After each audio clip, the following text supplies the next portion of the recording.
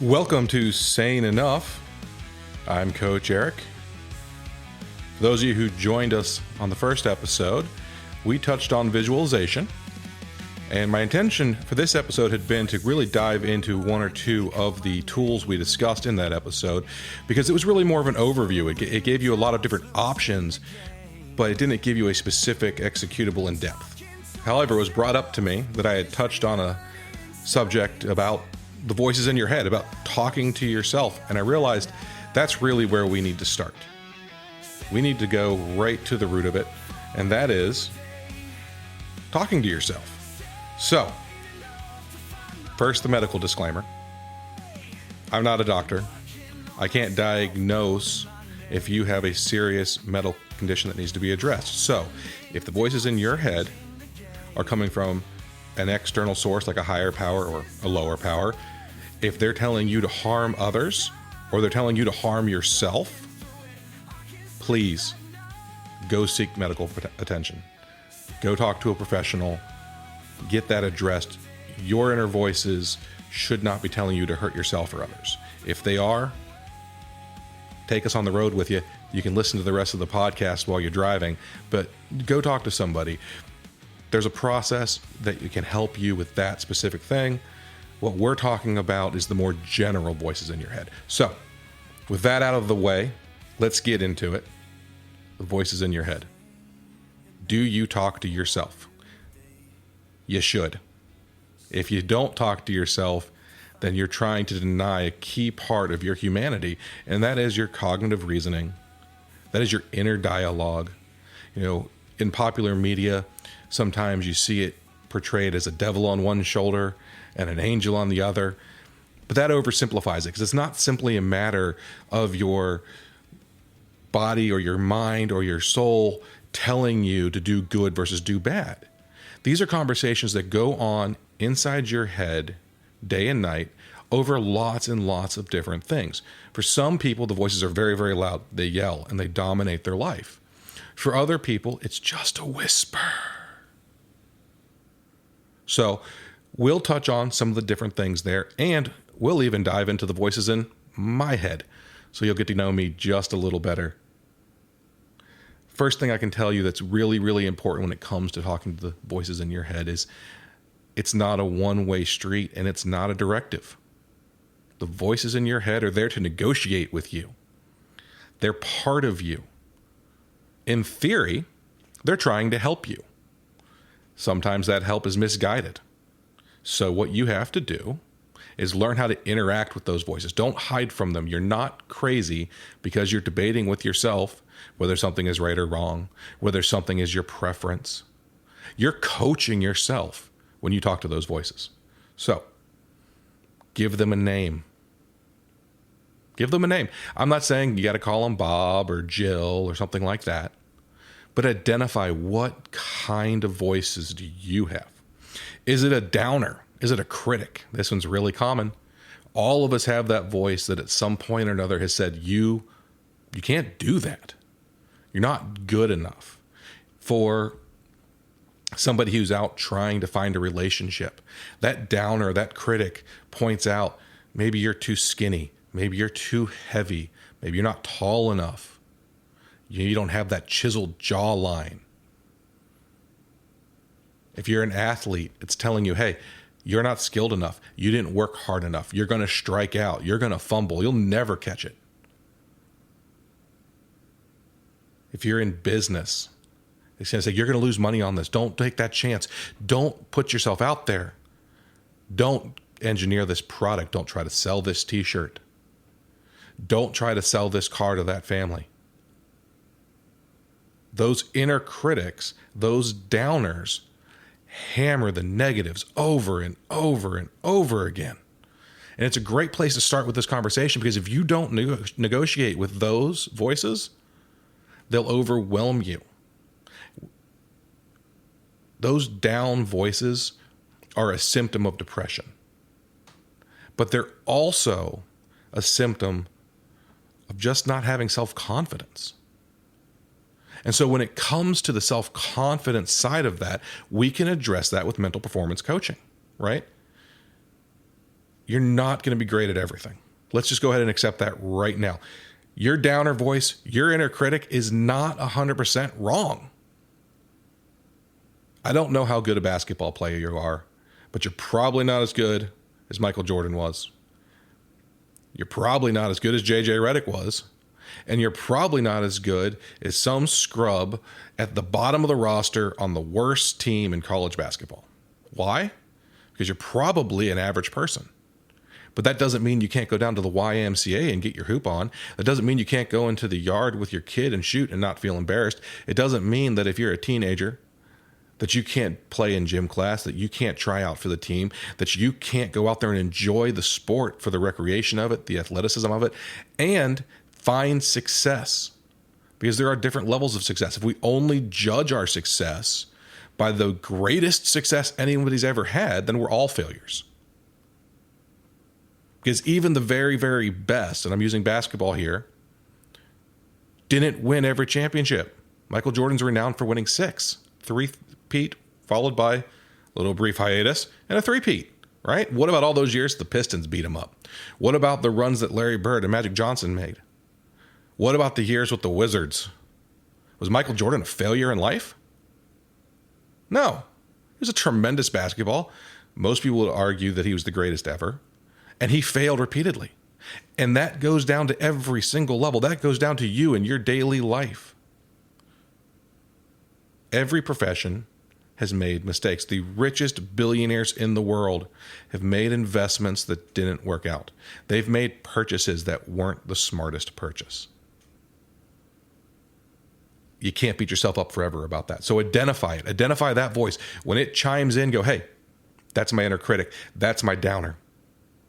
And negotiate with it. Talk with it. Rationalize with it. Find a way to communicate, right? And likely what that's going to do is that's going to trigger one of the other big voices that everybody has. That's the debater. This one is really big for me. I'm a big debater guy. I mean, it doesn't matter. I can be at a restaurant looking at a menu. And I'm looking at that cheeseburger. Man, that sounds really good. I came here because I wanted a cheeseburger. Oh, wait. They've got a cheesesteak on special. Man, I would like a really good cheesesteak. They even have it with whiz. Onions and cheese whiz? Really? Or I can get smoked provolone on it. Man, maybe I don't want that cheeseburger. Probably shouldn't eat either one. You know, the holidays, birthday cake. I should probably get a salad. They got this great salad here. It's got pecans on it. It's got crumbled blue cheese. I can get it with grilled chicken instead of the fried chicken. I can get dressing on the side to cut back on the calories and the sugar. Maybe I should just stick with water. I was going to get a beer, but that's pretty caloric too. But, you know, they've got margaritas on special. This isn't really a margarita place, though. I don't know. I wonder if somebody wants to go halfsies. Maybe somebody will eat half the salad, and then we can get half a burger. But what am I missing out on? What if I really want dessert and I eat all this food and you just talk to yourself and you're looking at a menu? This isn't a life or death discussion. It isn't that important. And yet, you can get stuck. You can get locked down to the place where you can't even order a meal. Because what if you're missing out on that other thing? And that other thing might be as simple as a Reuben egg roll. I'm a big fan of Reuben egg rolls. If it's on the menu, I'm thinking, if I get that, I'm not really going to have enough room for the burger. And I don't really want to spend the kind of money it takes to get a steak. And all of a sudden, I've wasted 10 minutes of time I could have been spending talking with the person I'm at the table with. I mean, isn't that really a big part of eating out? Is the communal aspect of it? Maybe you're there with a significant other. Maybe you're there with some buddies. Maybe you're on a date. And you've let the debater dominate 10 minutes of your life while you try to figure out what the heck you should order. And it's one of those things where the more times you've been to the restaurant, the harder the debater fights you. He's like, you know you love this. You know you do. You want to try this. No, you want to try that. The debater will tie you down. The debater will have you researching to the point where you miss out on what it is you really wanted. You become afraid to move forward. And if you're at that meal and you're on a date, what you really wanted isn't even on the menu. It's sitting across the table from you. And it's wondering why you're staring at a menu for 10 minutes instead of engaging in conversation, instead of living your life. So when you get caught in the debate, you've got to know, hey, I know this voice. This decision's not the end of the world. I'm going to make it. I'm going to live with it. I'm going to learn from it. And we're going to move on to the more important things in front of us. Oh, but what if I made the wrong decision? Yeah. The worrier. The worrier is the worst because the worrier feels rational. The worrier feels like it's taking care of you. The worrier is your mom putting her arm around you and telling you it's going to be okay as long as you just worry a little more about this. I'm a parent. My oldest son has a driver's license. Every time he leaves the house, I worry he's dead in a ditch. Every time. Every time. I know right now as I'm talking with you, he's at the high school. I know he is. Because if he wasn't, the attendance line would have called me. And yet, there are going to be times during the day where the voice in my head goes, you think everybody's okay? Now, that's healthy as long as that's the extent of it. But what happens when you're sitting there for hours upon hours, just worried, just worried, just worried? You can't function because the voice is telling you, what if you've made the worst decision? What if something terrible has happened? What if? What if? And you can what if and worry yourself to the point where you cannot function. And the worrier loves to call in reinforcements the second you start saying, hey, you know what? My son is a really safe driver. He's a very responsible young man. I don't need to worry about this. The worrier tags in the debater. The debater's like, dude, teenager, maybe it's not even him. Maybe it's everybody else. T-boned, rear-ended, deer ran out. Got lots of deer in this area. We live on hills. It's icy right now. Dead in a ditch. And I don't say that lightly. I actually have a couple of family members that unfortunately lost their lives that way. And so that really nags at me. That really comes forward to me because I think about them. I think about my two cousins. And I think that could be my son. And it's even worse when the worrier starts tagging in the debater, or tags in the worrier, brings in these other voices, because it's not just one-on-one. It can be 2-on-1. It can be 3-on-1. The voices in your head are a community. And sometimes they're on your side. And sometimes they think they're on your side, but they're just beating you up. Best example of just beating you up is the historian. The historian goes back in time, loves times when you're quiet by yourself, loves times when you're trying to sleep, going to the bathroom, taking a shower, on a long drive, and it brings back something stupid you did. Because we've all done something stupid. And the historian loves to beat you up for it. And the less significant it really was in the big picture, the more it likes to remind you just how dumb you really are. So there you are. You're trying to relax, laying in bed, feeling comfy, head on your pillow, blankets pulled up. And all of a sudden, the historian says, remember 20 years ago when you said that one really kind of stupid, insensitive thing to that girl that you barely knew? What if she's one of the moms in the PTA and her kid's going to school with your kid now, and she remembers that, and she hates you, and she's judging you for that? What if that affected her opinion of men forever? Remember when you went grocery shopping last week? Yeah, you forgot to take in your coupons. You've got that $1.25 gallon of milk coupon still sitting in the glove box. You just cost yourself $2. Like, boy, that was stupid. What else did you forget? The historian sits there and it just nags at you and it nags at you. And it rewrites your history. It's not all factual. It loves to exaggerate, make things way worse than they really were. And of course, the more things it brings up, and the deeper into that hole you dig, and the farther you chase that rabbit, the more likely is the historian can then tag in the worrier. And now you're really in trouble. Because now you've got an exaggerated historical moment that actually happened, and you know it happened. And you've got the worrier going, it's the end of the world. You're doomed. You're doomed. Now you're sitting up at 2 a.m., stressing yourself out, trying to relax, but you can't, because all you can think about is some stupid thing you did that nobody else remembers, nobody else cares about, and it's ancient history. But that's the game, right?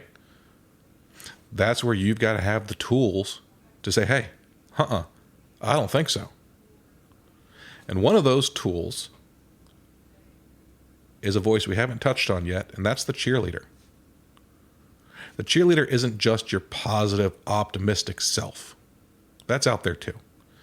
But the cheerleader is a very specific voice. Go team. Go team you. The cheerleader not only is optimistic, but is always, always there to pump you up and remind you, you got this. The cheerleader is the one that's sitting there going, you are the beast. You're the one. You are that guy. Do it. Giving that long pause so you can really think about it, stressing how important it is, playing little mind games with my listener. Why? Because it is that important. The cheerleader matters. And we're embarrassed about the cheerleader. Look, I'm a dude, right? I'm realistic. I'm logical. I know I'm not the best at everything. I can't be sitting there going, yay, me. What would people think of me if I said yay, me? They'd think I was cocky. I got to put that away. Hey, look, the worrier just jumped into this conversation. And there's the cheerleader standing over there going, hey, what about me? What about me? I'm awesome. I can do this. You can do this. And the cheerleader's got friends too. You know what the cheerleader has that's really, really, really effective? Their own buddy, the debater. Oh boy, there's nothing the debaters like better than getting at each other. But it's important. You need to know those tools. You need to identify those tools. You need to know that in your head, there's this entire collective of voices that are all trying to make you better in their way. Some of them are negative Nancy's. Some of them are eternal optimists. Some of them are Debbie Downers. Some of them are cheerleaders, historians, debaters. Some thrive just on making you miserable because they think that's going to protect you. It's going to keep you from making a mistake. You can't dismiss everything that voice says to you, because if you do, you miss on an opportunity to grow. But what you can't let that voice do is drag you down, because it will. And as much as it feels like it wants to, that's not actually its goal. Its actual goal is to protect you and keep you from making stupid mistakes. So the historian is reminding you of all the other stupid mistakes you made. And the worrier is worrying that you're going to make those mistakes and they're going to last you forever. And the downer is going, oh my goodness, it's the worst thing ever. And the debater is going, oh my goodness, we got to really think this out. We got to really think this out. But it's not to make your life miserable. It's to help protect you. It's to help make you better. So that's why you've got to learn to interact with these things. You've got to learn to channel those voices for growth. Don't be afraid of those voices. I'm going to tell you a little bit here about my own voices. And I did touch on them a little bit because obviously the ones I'm telling you about have some personal touch. But I've also got my own weirdness. We've all got our own weirdness. Okay? Maybe in your head, it's an old ball coach or an old teacher, the voice of your grandmother, but it's still your voice. It's still your words. It's still your thoughts, right? Well, for me, I have an entire broadcast team. What do I mean by that? Well, I have a background in sports radio and coaching and playing sports. So sports are an important part of my upbringing. And as a result, I've developed an internal monologue that isn't a monologue. It's a dialogue. And it's not just me talking to me. It's me talking to me, talking to me, talking to me, talking to me. What do I mean? Well, if you watch sports or you watch award shows or you watch the Olympics or you watch Dancing with the Stars, there's always commentators. Sometimes it's one really smart or really funny person that leads the conversation. You know, if you watch baseball, historically it's a color commentator who brings liveliness to the conversation and a play-by-play guy who's telling you balls and strikes and individual plays. That's a common setup across all sports. But because there's so much downtime in baseball, they oftentimes will bring in a third person for an inning. And they'll say, okay, here is a local artist that's having a concert, and they're just going to share some fun information. They'll say, hey, here's an expert in the field, a retired player, who's going to provide professional background about the players, about the skills, about the game, right? Sometimes it's just a third dude to give the other dudes a breather, or because the play-by-play guy is too dry to carry a conversation with the color guy during really long, slow innings, right? It's particularly important on radio because you can't always see what's happening, so they got to make sure they have the right voices. And on television, it becomes critical because you can visualize it, so the play-by-play guy doesn't want to tell you everything you're seeing. They still need to fill the airtime with something that's quality and rewarding to you. What does that have to do with the voices in my head? Well, here's the thing. You're watching a football game, you got that sideline reporter. I've got one of those in my head. I've got a color commentator, I've got a play-by-play. I've got a whole pile of third-party experts. We talked about them a few minutes ago, the downers, the worriers, the historians. And these guys will have their version of the game night broadcast for the things that I'm doing. I got my play-by-play giving me the breakdown of what I did, what I'm going to do, what I'm thinking, what I'm planning. Sometimes he's giving me the play-by-play or the breakdown of what I'm watching, what I'm thinking.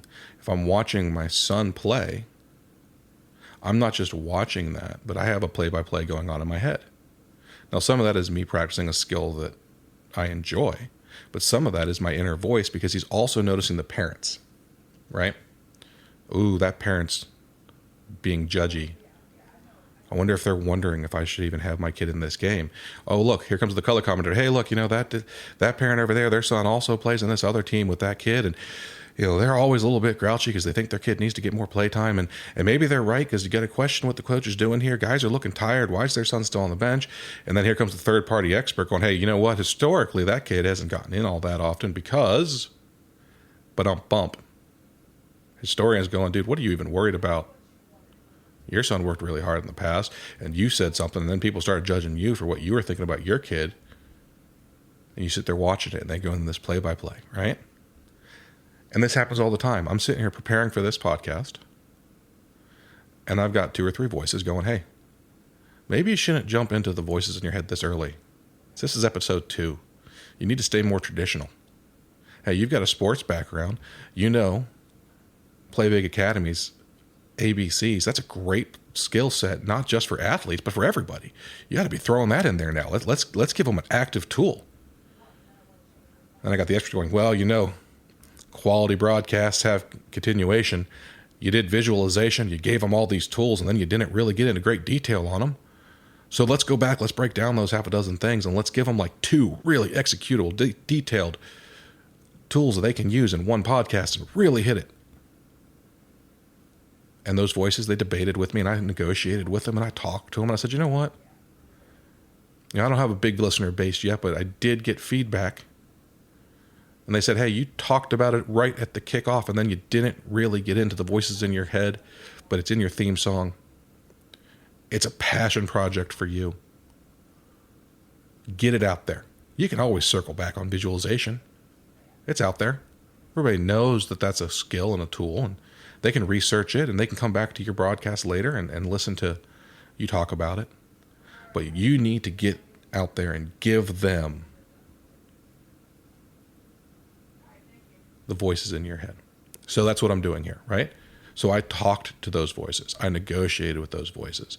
I heard their case, and I made my decision because it was my decision to make. I didn't debate forever. This wasn't a 3-hour conversation with myself. I sat down, I said, okay, pros and cons, let's knock this out. Boom, we're going to do it. And what's the worst case scenario, right? I waste time today. I go ahead and record this thing, and I go back and listen to it to edit it, and I'm like, dude, wrong. Let's shelve that. That's a process. That's part of how you do things in life. If you're building a table and you've selected a pattern of leg, and you've built out this nice farm table, and you've got your planks, and you put the legs on there, and you go, yeah, those are too Victorian. Are you stuck? No. Take the screws out, get some different legs, put them on there. That is the case in all these decisions that you make, as long as they're not a final decision. There are final decisions in life, but you have to understand when it's that and when it's just part of the process. And when it's just part of the process, you can negotiate, you can discuss it, and at the end of the day, you got to make the choice, you got to go, and you got to tell the voices, it's done, dude. It's done. Mr. Historian, put it in the archive. We're not talking about it again. So where does the historian, where does the broadcast team, where does your board of governors, your council, your collection of moms, whatever you want to call the voices, where do they get their information? Well, they get it from you. It's your ears, it's your eyes, it's your mouth, it's your brain. All this stuff is an extension of you. And that sounds really obvious because they are your voices. But I think we often forget that. We feel them as the outside pressure when they're actually internal. And one of the reasons for that is a key source of their information is the outside world. If you're questioning yourself, is it because somebody else has questioned you? Did they tell you you weren't good enough and you latched onto that and you really embraced that, and now you created an identity around that, and now you're afraid to push back on that? Maybe that's not even really what happened. Maybe it was just your internal perception. You saw resting mean face and thought resting mean face was judging you because you did something stupid. But they don't call it resting mean face for no reason. That's just the look. They didn't even realize you were there. They didn't hear what you said. They didn't see what you did. They aren't judging you.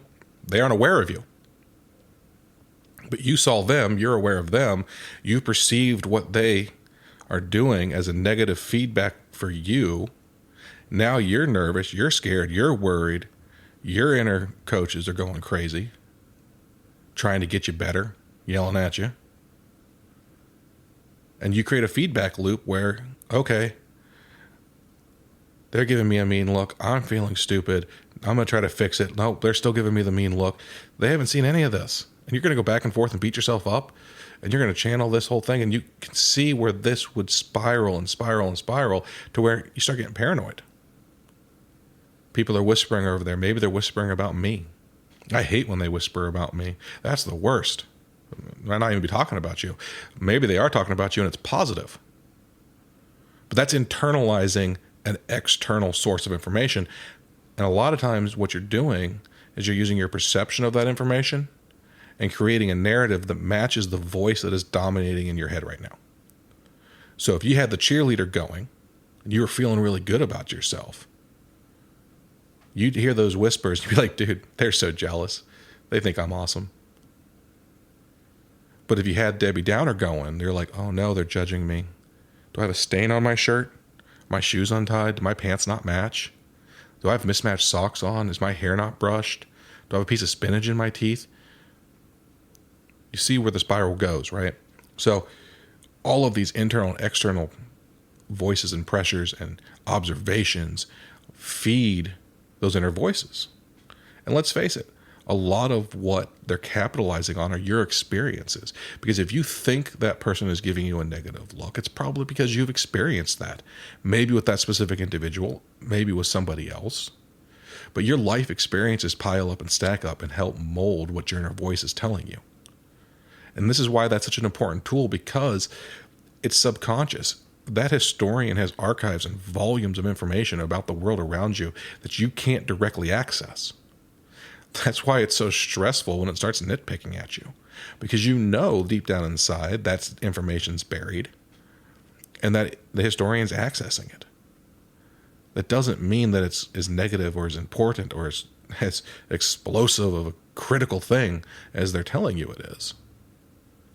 A lot of times it just scares you, right? But it's bringing you back information that you can learn to capitalize on. And that's the key thing here with your inner voices. And this is why I tell you, talk to them. Talk to your inner voice. Don't be afraid of it. It's just a tool of your body and mind and soul that is there to protect, groom, and grow. Do not let them dominate you. Do not let them paralyze you. Don't let the fact that you're nervous keep you from getting out there. Don't let the fact that you're having trouble making a decision keep you from getting out there, right? We talked about it. The menu in a restaurant. You're on a date. Really looking forward to it. You got the significant other across from you. Really want to get to know them. But you've spent 10 minutes arguing with yourself about insignificant things like what you're going to eat. Now, I'm a big food guy, and it's important to me, and I want to enjoy it. But is that really more important than the existence of the world around me? So those inner tools are providing you opportunities for improvement, for growth, and inner awareness to external and internal sources, right? To stimulus that are both internal and external, to events that are both internal and external, to the greater world. But they are a tool, and you cannot let them replace real interactions and real experiences. It is very, very tempting to sit on your couch and just deep dive when you really get rolling with one of these voices, especially if that voice is an historian tag teaming with one of the other ones, because you're replaying your life. And the older we get and the more stories we have and the more history we have, the easier it is to sit down and just beat ourselves up. It's also a lot easier to sit down and relive our glory. And it sounds like that would be a much better situation, right? Well, at least it's positive. 4 touchdowns in one game. Why wouldn't I want to talk about that? Went to prom with the queen. Why wouldn't I want to remember that? Oh man, that 68 Mustang. Use those to make you feel better. Use those stories to lift you up. Use those stories to find positive motivation to attack the tasks on your timeline. Because those timelines are the future. Whether you're using the workflow method, whether you're using the kebab method, whether you're using the timeline method, when you've set the big goal and you've set the stretch goal and you've set the step-by-step goals, the meat on your kebab, when you've gone in there and you've isolated what it is that you feel like your future self can be, but then you sit and reminisce for hours with your inner voice, you miss opportunities to grow, and you miss the benefit that voice gave you. When your positive voice, your cheerleader voice, your optimistic voice, your positive historical voice is giving you all this fuel, leverage it. You're sitting in your chair. You're feeling down. Debbie's beating you up. Just really rocking you, right? I've got a voice in my head I call Coach Jerkface, and sometimes he just slams me. Sometimes deservedly so. I'm not perfect. But it's key for me to tag in one of the positive voices, to go to that broadcast team and be like, dude, Color, I need some help here. Can you get in on this? And he gives me that positive reinforcement, that motivation, those good memories, the things I've done well, places where I've had success. But I can't spend too much time on those. I need to get the motivation up. I need to get the energy level up. I need to get to a place where I can move forward. Then I get out my workflow. And it doesn't have to be physically the paper. Mentally, the workflow's there, right? I know that my goal today is to put out another episode. So I'm feeling nervous. I'm feeling down. What if no one listens? Coach Jerkface is hitting me up. Man, it wasn't your A game on visualization. You didn't get deep enough on some of that. Do you really want to go out there and do this again today? But I've got those positive supporters. And they're saying, yes, you need to. You've got your goals. Execute them. Feel good about them. And then you go and do them. You use those voices not just to remind you of the bad times, not just to remind you of the good times, but to put you in a position to do the next thing, to move down your line. Your voices are a tool, and you need to learn how to use them. You need to learn how to embrace them. I know we're going to talk about this again because it's important, and it's something we often ignore, that inner dialogue. But for today, your skill and your executable is going to be to look back on the one good breath and add to that, tagging in the internal voice that can help uplift you when the internal voice that beats you up is going too hard. Take that one good breath, fill your body, fill your soul, fill your core, exhale it nice and slow, and acknowledge that I need internal help here, and I'm going to use it. I'm going to use the tools that I already have, native to me, and I'm going to attack this problem, and I'm going to get back on task. I'm going to get back to work. That's your challenge for today. So what we're going to do, we ended the first episode with one of our custom motivational songs, and we're going to do another one here today, but I'm going to give you a warning before this one. Wear That Crown was a country song, and that may not be your cup of tea, but it's something everybody can listen to and not have a problem with. Today's song doesn't fall in that category. All right, the person that this was made for, this young man, likes really heavy music, very aggressive music, not always happy music. And so he also has a very dark, sarcastic sense of humor, right? And when he was younger, he had a lot of confidence issues. And so he took the insult of "you suck" and made that kind of a tongue-in-cheek motivational tool to elevate himself, to push harder and push through those boundaries and get stronger and get better. And it worked for him. Okay? So this song capitalizes on that. And it does so in kind of a heavy metal, new metal, hard rock sound. And so if you don't like using sarcasm and tongue-in-cheek and negativity to spin a positive, that if that doesn't work for you, I'm not offended. Let's cut it off here for you. We'll get back to work in the next episode. But for those of you who want to check it out, want to hear that, this song is called Try Not to Suck. And it's specifically for a young man who has fought through a lot of adversity and come out on the other side.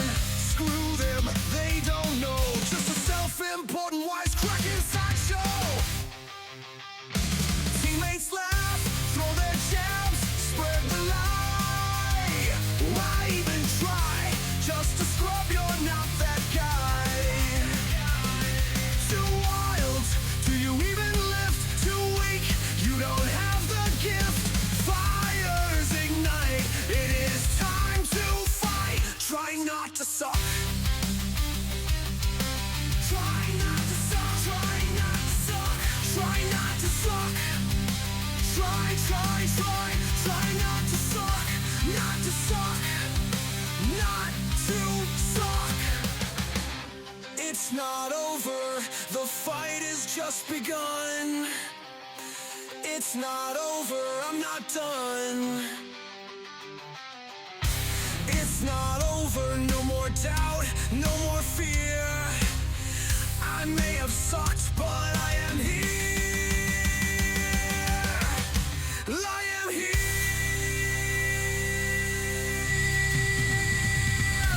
Teammates laugh, throw their gems, spread the lie. Why even try? Just to scrub, you're not that guy. You'll never be him, he's not you. It doesn't matter how hard you threw. Fires ignite, I'm ready to fight. Try not to suck. Try not to suck. Try not to suck. Try not to suck. Try not to suck. Not to suck. Not to suck.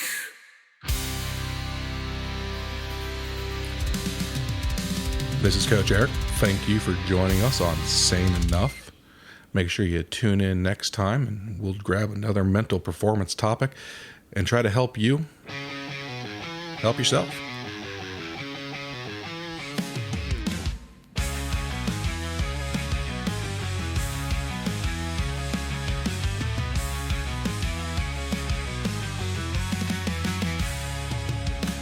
Voices in my mind, they call my name. Whispering doubts, losing the game. Talking to myself, is reality in sight? Inner battles keep me up at night. Sane enough for a new day. Sane enough to find my way. Working on myself, building my name. Questioning doubts, changing the game. Voices are my strength, reality in sight. Talking through it, I can sleep at night. Sane enough for a new day. Sane enough to find my way. Oh!